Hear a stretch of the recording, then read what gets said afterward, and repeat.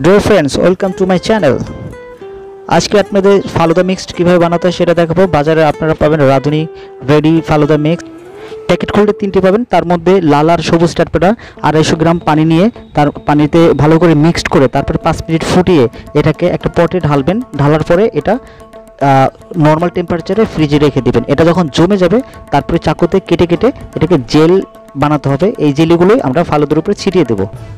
তারপর আরেকটি প্যাকেট আছে যেটার মধ্যে আপনার সাগু নুডলস দিয়ে রেডি করা থাকে। এটা আপনারা দুধ নেবেন 1 লিটার। 1 লিটার দুধকে গরম করে জাল দিয়ে ঘন করতে হবে। তারপরে সেই রেডি মিক্সড ছেড়ে দিতে হবে।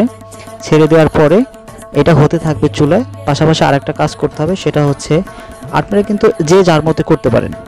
যেমন আমি এখানে ফ্রুট দিয়েছি, আমার ঘরে যে ফ্রুট ছিল, আমি এক্সট্রা কোনো ফ্রুট কিনিনি। আমার ঘরে আম ছিল, লিচি ছিল, কলা ছিল, ওগুলো দিয়েছি।